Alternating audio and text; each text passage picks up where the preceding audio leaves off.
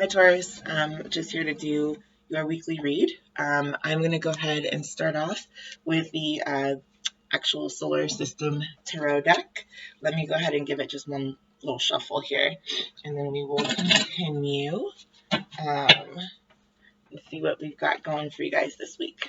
Let's see. Okay, so binary system relationship popped out immediately. Okay. Active galaxy or turbulence just kind of fell right on my lap there. And let's do at least 3. Let's do 4, and then I'll go ahead and get you some clarifiers using one of the other decks. I'm not sure which one yet. These cards, I'm telling you what, you already know the spiel. So this is kind of crazy because I've been trying to go ahead and get this stuff done, but there was a huge blizzard in Denver. So I did promise Virgos that I would at least upload one picture of the blizzard. So I will go ahead and make sure that happens as well. But okay, so I've actually got all of your cards in the upright. They all came out in the upright today. What we've got is binary system, which is relationship. You might be considering a relationship, either one that you've already got or one that you'd like to have. And obviously binary systems would imply kind of that it's either, I'm seeing this as a newly seeded relationship or a brand new opportunity to do so. There is that card up close. I'm also just seeing an eclipse happen here. For some reason, if you look at this kind of like a sun with the fiery arms kind of bleeding out to the universe here, I'm also seeing this as potentially being like a moon. So maybe a solar eclipse of the moon or something like that. Also active galaxy or turbulence. So this just actually also kind of looks a little bit like the Ace of Wands or something like that. If you take a look at the active galaxy versus the binary galaxy, then you can see that active galaxies are constantly giving birth, or obviously stars are born and stars die every day. So this could be either the birth or the death of a star, instead of necessarily being an eclipse. That could be one or both of those actions happening. And then comet would mean transition happening. So obviously comets are a meteor or an asteroid streaking through the sky at high speeds. So I'm also seeing here this, you might have just had a relationship here that because of some type of an eclipse, I am suddenly seeing a last minute turn that you might have made. I know that obviously comets don't typically make U-turns in the sky or V-turns in the sky, if you will, but I am seeing here just an edge or a actual corner that was potentially turned. That could be something that has taken place for you recently or that is coming up in the future, but especially because it's a comet and because it has to do with transition, it could have a lot to do with the movement between being a stagnant binary system to an active galaxy system that has now got pieces of something, rock, rubble, dust, flying through it at high speeds in different directions. Okay, so not in a bad way, because obviously the universe is humongous. So typically you don't see a lot of collisions when these things are streaking through the air, but just think about something like a star shower, or a meteor shower up in the sky. There are certain times of year that are more likely than others to have meteor showers. And when they happen, they're oftentimes something that human beings kind of ooh and ah about, a kind of a rare occurrence to see multiple shooting stars streaking through the sky, and they're considered a good omen, a positive omen of good luck. So that's what I'm seeing here. And then the neutron star came out with intensity. So something new may have just been born into your psyche or into your actual present kind of awareness. And it could be so intense, or it could be, like I just said, the star systems when you're witnessing a whole bunch of comets whizzing every which way. They don't necessarily all go the same direction, and they don't necessarily always. They're not necessarily always caused from the same collision, if you will, that took place somewhere else in the galaxy. So. It is kind of intense to witness that, and wherever you are, it is easier to see them up in the mountains or in a more rural area where you're not seeing the feedback from city lights. If you're able to get away and kind of observe that, or be in a secluded area by yourself, it is much clearer an experience. So I'm also getting here that you may need to take a step away from what you're used to, or your life of your big city life, and look to the sky. Observe what's going on above you in a way that you might not have observed before, or that you might miss otherwise. There's definitely specific time frames that are more likely for these meteor showers to kind of take place. And I think obviously when you are witness to them, it is kind of somewhat of a spiritual experience, at least for me. So I have had good luck on days that I've seen shooting stars, and most likely you guys have as well. So I'm going to go ahead and grab some unicorn wisdom to kind of get some clarification. And then actually I'll grab one of the Rider-Waite tarot deck, or perhaps the Amun-Ra. Let's just see for it. Well, I'll just see what moves me in a second. Okay, so let's see what comes out for you guys. So a relationship that was also, like I'm also seeing here, that a relationship that was prior in time, or previously kind of rough around the edges, either, whoa, yeah, something that was potentially kind of like just a complete smorgasbord of issues before, could be coming to a transitional point where you're coming to a mutual understanding, or potentially a crescendo of intensity, where a star is now being either obliterated, born somewhere else out of your. Literally, I'm just seeing like, whoa, like overwhelm. So I'm not sure if this is you or if this is someone else, but, obviously turbulence can cause a lot of things to happen, either positive or negative. Sometimes we need turbulence to kind of stimulate a little bit of a ruckus in ourselves, to change something and pay attention to it. Say, okay, there is an issue here.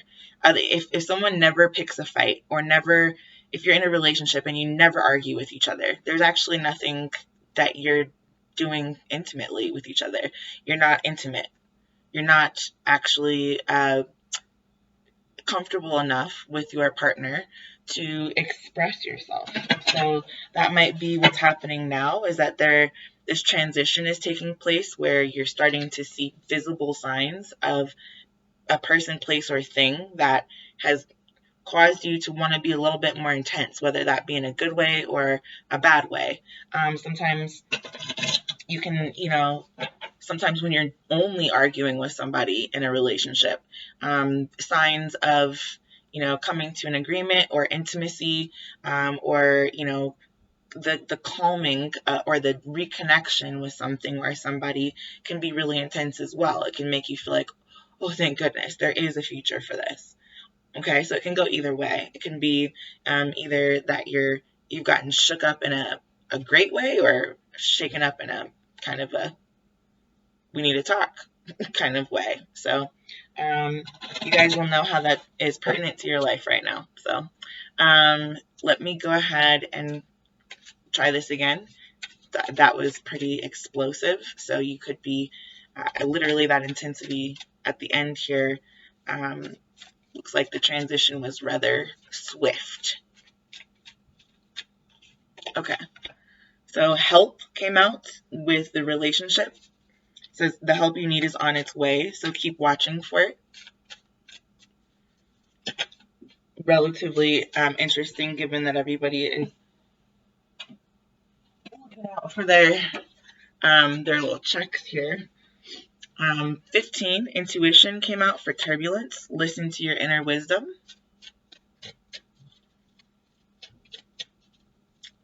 Let me see what I can get for the next two cards, and then I'll show you guys the imagery.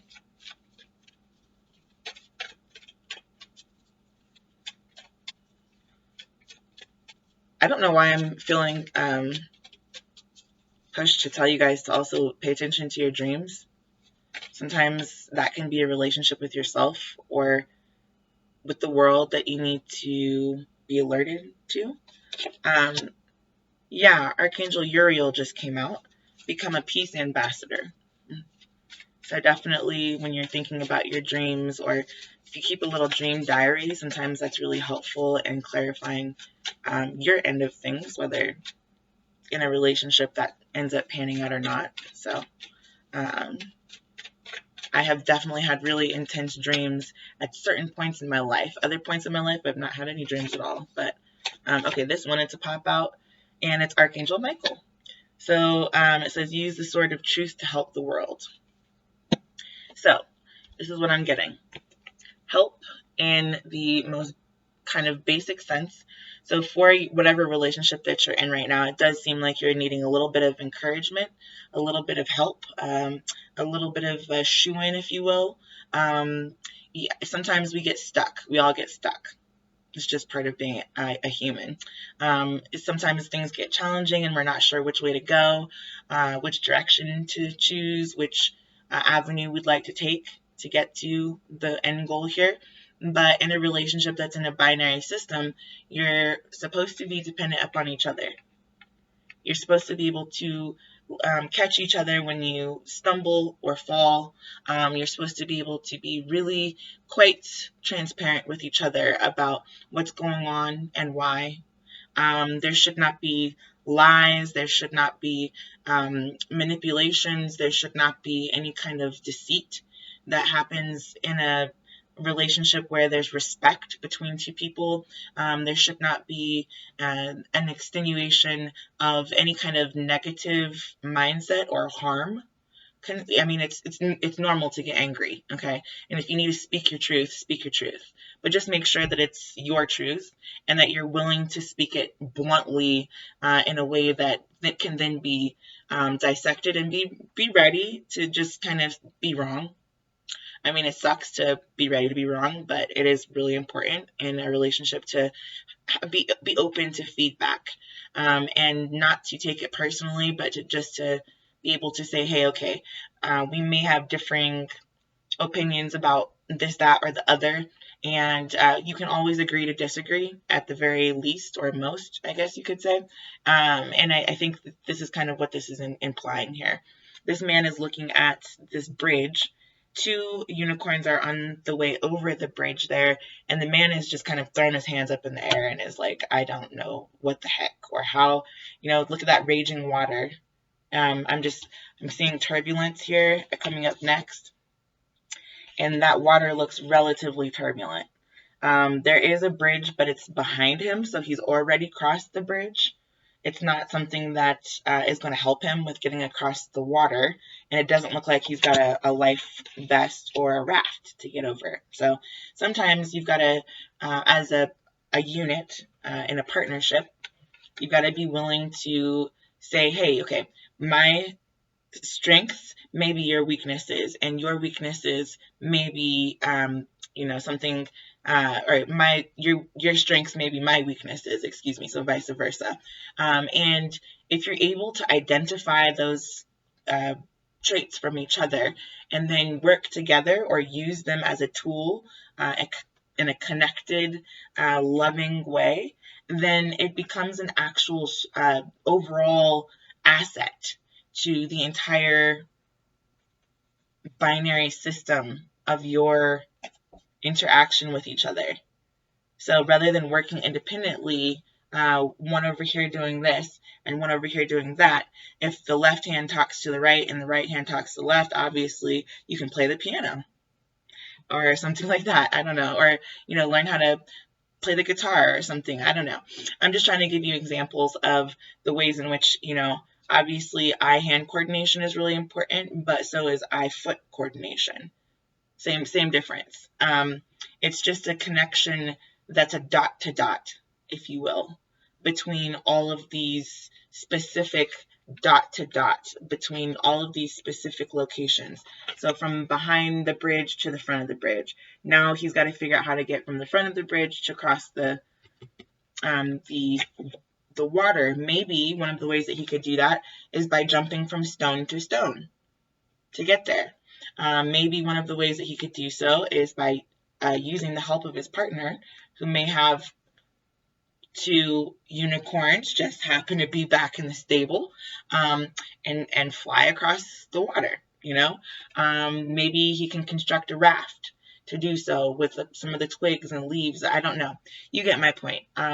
This is just supposed to be something that's going to help with the turbulence, and by using your intuition to do that, and intuition is number 15, by using your intuition together, you are a much stronger tool or conduit for change than doing it alone. There is I'm seeing this now as the bridge. I don't know if you guys have read any kind of Toni Morrison, but, I will not be the bridge. It's sometimes people, it's not that they don't want to be the bridge, it's that they cannot be the bridge, that they're unable to ascertain the way forward to do that, or it's beyond the limit of their personal boundary. So it's okay to say, hey, I can't do that, or else I'm going to be crossing a personal boundary that will then take from my ability as a human to be self-fulfilled and self-sustaining. That's okay. But when you have a partner or somebody else with you and you're able to bounce ideas off of each other, like a sounding board, or a ping pong paddle, I'm just seeing here, or maybe tennis or something, I think that honestly, it can really give you a jewel of information that then you have sitting in your faculties, in your lap. And it's so interesting, this turbulence card really did just like fly and fall on my lap here. And your spirit guides, or your unicorns, in this case, that's what we're calling them, will actually help you with that, especially if you pray to them and ask them for some guidance. It's okay if you don't feel like you've got all the answers. Nobody has all the answers. But, the universe is far more wise than we give it any kind of credit for. So I'm just saying that this might be using your intuition, as well as, conversation with, if you're not religious, like I'm spiritual, talk to the stars, talk to your favorite planet, talk to the solar system, or maybe a shooting star, like we just were talking about there, and find a way to kind of make yourself active again. So this man is set down with his piece of information and he's holding it, which is great, but also he could use the knowledge that he's able to, obviously say that he's got here in his lap, and the help of that unicorn to continue being active in a productive way. So that's intuitively what I'm kind of seeing here, is that help is sometimes intuitive help is what we're looking for. And rather than having a tantrum about the physical things that you can't control, because sometimes you just can't control your physical outcomes, it is important to find a different way to map out a direction. Okay, Archangel Uriel came out for become a peace ambassador, and that's going to be, for comet transition.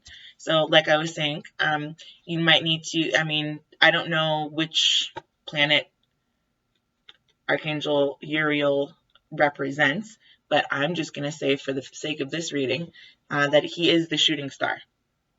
He's one of the shooting stars, or maybe all of them. Maybe it's a shower of his blessings. If it's a transition that you're looking for, or, that bridge that you're trying to kind of build here, he will do half of the work.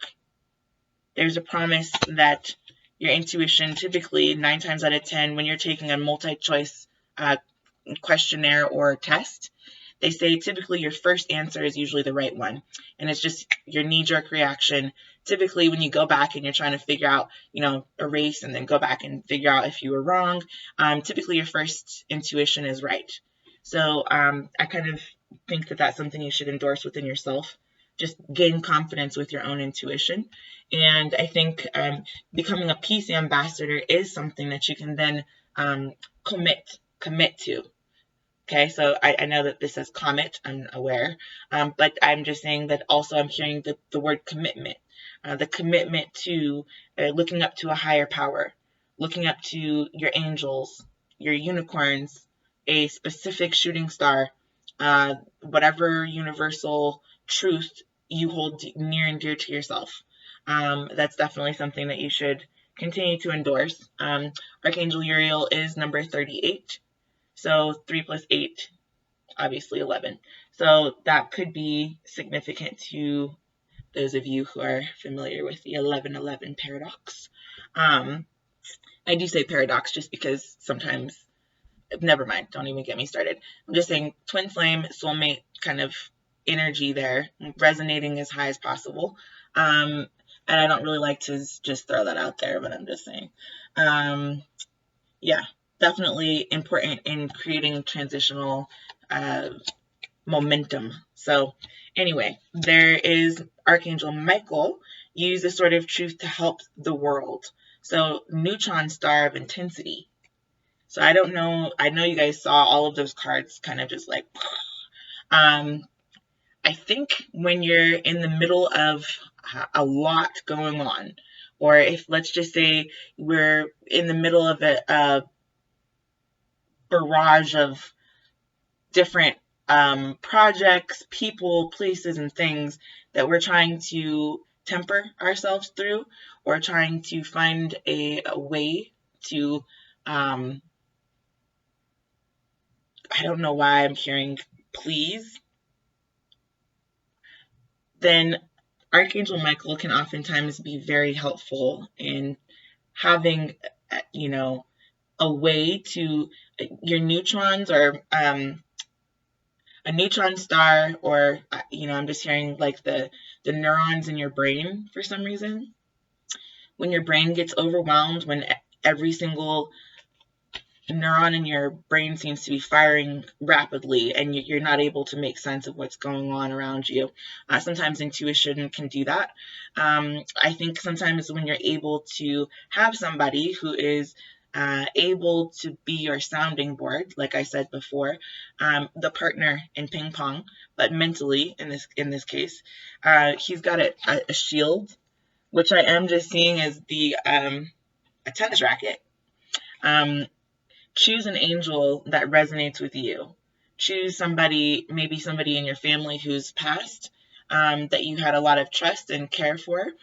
Choose somebody who you really value their input and their opinion. They could be still living. It could be somebody like Malcolm X or Martin Luther King, whoever you want to choose for yourself. Just choose an entity or a source of light. Toni Morrison, or Breonna Taylor, or I don't know who to you is actually somebody that needs to be recognized, but whoever makes your heart light up the same way that your neurons in your brain have lit up like a Christmas tree. It's important to be able to use that person as a guiding light, or your North Star, if you will. It's not easy to obviously listen to your intuition sometimes, and a lot of people are going to try to deter you from listening to yourself. It's much easier for government entities and for institutional thought to limit you to a much smaller existence to make you believe that you're not as powerful as you really are. And I think it was Mandela that says, perhaps what and I'm just paraphrasing horribly because I don't actually know the quote verbatim, but, obviously maybe what man is the most scared of is actually his own potential of becoming exactly as powerful as he truly is. So I just think, that's something that all of us can take a page out of the book from and really try to enact in your daily life, and just dare yourself to try something new every day, or dare yourself to be intense in a way that you've not been intense before, and just see what happens. I think it's you've got infinite potential, and unlocking that potential and being able to use it like sculpt with it like Play-Doh or putty is invaluable. So Taurus, that's all I've got for you today. I went a little bit over, but I hope you guys have a good one, and I'll be back next week to continue. Take care.